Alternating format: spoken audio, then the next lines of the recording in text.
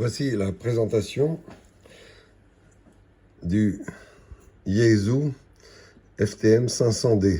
C'est un appareil VHF UHF, également mode numérique, également avec réception large bande, Bluetooth intégré, GPS intégré, écran couleur, tactile. Enfin voilà, c'est un appareil très complet qu'on va vous présenter. Donc dans la boîte, ici, vous trouvez le poste émetteur-récepteur, ici. Le manuel, chez nous, en langue française, manuel d'utilisation. Une petite fiche rapide pour les principaux menus. Voilà.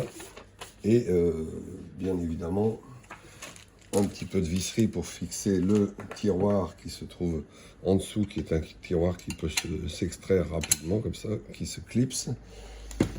Et un support de micro, un fusible ou deux supplémentaires, et bien évidemment, le micro multifonction, que voici, avec toutes les touches présélectionnées, le clavier, etc. Voilà, il se branche avec une prise en RJ12, qui peut se brancher sur le côté de la façade, ici,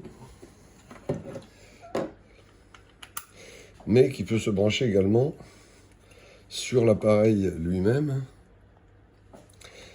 puisque la façade est détachable. Ici, elle se déclipse, et vous pouvez brancher directement le micro sur le corps du poste. L'intérêt aussi, c'est que c'est un câble de liaison en RJ45, entre la façade et le corps du poste. Ce qui fait qu'on peut très facilement le déporter et le rallonger comme on veut. Voilà, évidemment, donc là je l'ai branché sur la façade directement. Et vous avez évidemment avec l'appareil toujours le cordon d'alimentation avec des fusibles de 15 ampères. Cordon d'alimentation en 12 volts.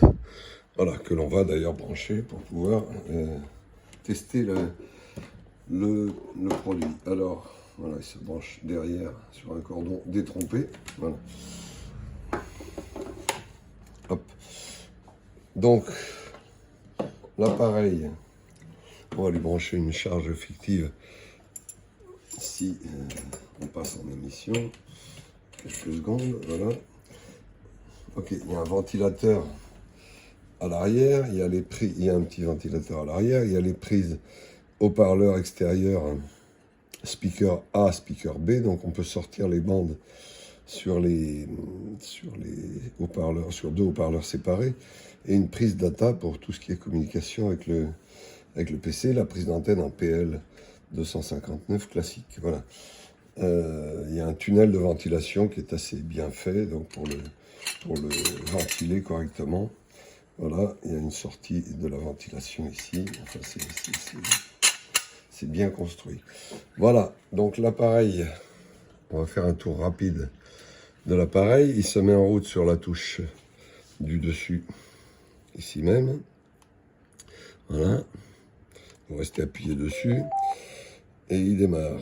Voilà, alors il y a plein de fonctions. On va passer en revue les fonctions principales. Donc vous avez le gros vernier qui sert à régler les fréquences de la bande supérieure. Pour passer sur la bande inférieure, vous pouvez passer de l'écran du bas à l'écran du haut, juste avec les flèches sur le dessus. Vous avez la possibilité quand même de régler la bande du bas directement sur le subdial qui est ici, voilà, sans reflet, voilà. Et vous pouvez régler la bande du bas. Là, vous avez évidemment un réglage volume pour la bande du bas et un réglage de volume pour la bande du haut. Voilà. Donc, vous pouvez aussi régler le squelch en appuyant sur la touche. Et là, vous réglez le squelch. Petite particularité, le squelch est vraiment très sensible, c'est-à-dire que dès que vous avez le moindre signal et que vous êtes au premier cran de squelch, voilà, ici, le moindre signal audible déclenche le squelch. Donc ça n'atténue vraiment pas la réception. Vous avez un petit amplificateur de réception ici qui s'appelle SDX, avec le petit voyant de témoin ici, voilà, qui vous améliore encore un petit peu la sensibilité de réception sans nuire à la qualité de réception. Là, pour passer en mode numérique, vous appuyez sur la touche ici et vous passez en mode automatique, en mode numérique ou en mode FM. Voilà.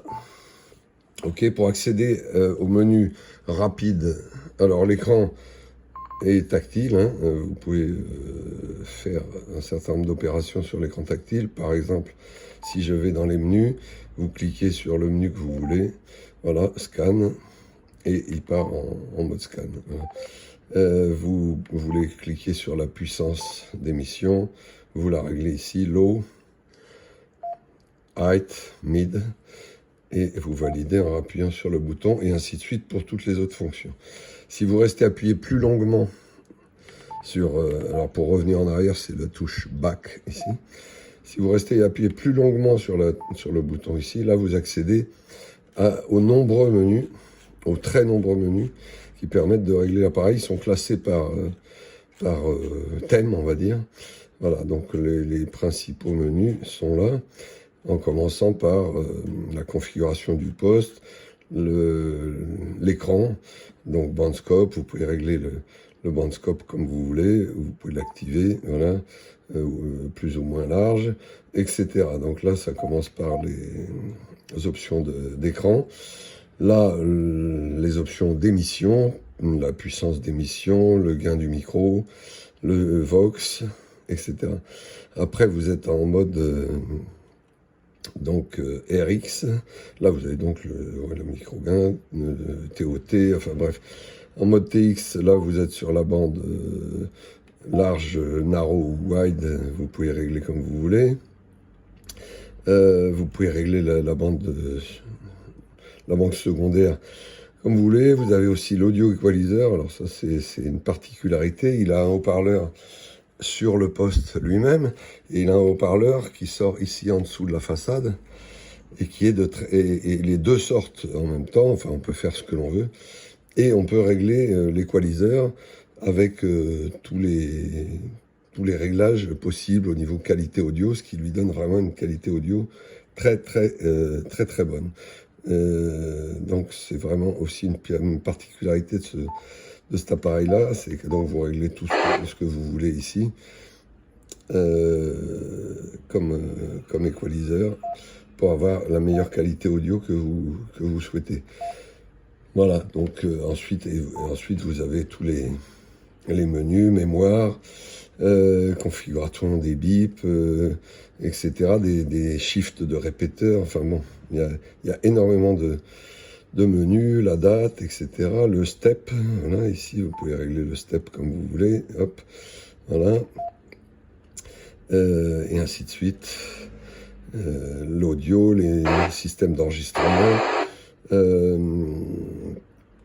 le système de squelch, si vous voulez régler la tonalité du squelch, le type de squelch utilisé, encodeur, décodeur, etc.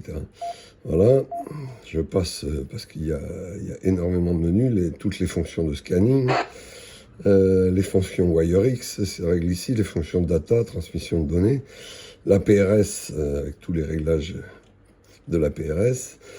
Vous pouvez mettre une carte SD sur le côté ici, de façon à mémoriser la configuration, et donc vous avez les réglages ici de sauvegarde des informations. Vous pouvez régler le Bluetooth ici on-off, etc. Vous avez les options, et ensuite vous êtes en mode reset, donc vous pouvez programmer le call sign ici, vous pouvez configurer toutes les fonctions, voir la version de software, faire une remise à zéro usine, etc. Voilà, les principaux menus accessibles directement. Vous pouvez aussi choisir sur l'écran d'accueil ici de programmer une autre fonction personnalisée que celles qui sont proposées par défaut. Donc c'est quand même très personnalisable comme l'on veut. Voilà. Le display, évidemment, il vous donne la possibilité d'avoir un affichage bandscope sur l'écran, donc de voir les canaux adjacents qui s'affichent ici sur l'écran en dessous de la fréquence. Et puis après, vous pouvez également visualiser les infos de GPS, de réception des satellites, etc. Voilà, ça c'est les fonctions principales. Donc la façade se détache. Comme elle a un haut-parleur intégré, en plus de celui-ci, vous pouvez tout à fait la déporter complètement, sans avoir forcément besoin d'accès au bloc poste par lui-même. Vous pouvez mettre un câble réseau RJ45 tout bêtement, et donc du coup avoir le son qui sort dans la façade, le micro qui se branche dessus, et donc c'est quand même intéressant. En émission, vous avez un témoin donc d'émission qui s'affiche ici. Évidemment, il a la double réception simultanée, donc on reçoit les deux bandes à la fois, et on peut choisir celle que l'on veut en bande principale. Donc voilà, là il est en puissance moyenne, donc le bar graphe monte à peu près à la moitié. Ensuite, vous avez une petite subtilité, c'est que par défaut sur la touche P1, vous pouvez émettre directement sur la bande secondaire. Hein. Donc vous allez voir, si j'appuie sur la touche P1, c'est la bande secondaire qui passe en émission. Donc là, ça vous fait une pédale d'émission momentanée sur la bande secondaire. Et la pédale principale, évidemment, c'est sur la bande principale. Voilà, je pense qu'on a fait un tour complet de l'appareil rapide. C'est un appareil plutôt dans le haut de la gamme, très bonne fabrication, très bonne qualité audio, surtout avec ces deux haut-parleurs qui donnent un effet de volume et d'espace intéressant au point de vue écoute. Et c'est un appareil vraiment qui est très performant. Voilà, vous le retrouverez sur notre site internet www.gotechnique.com.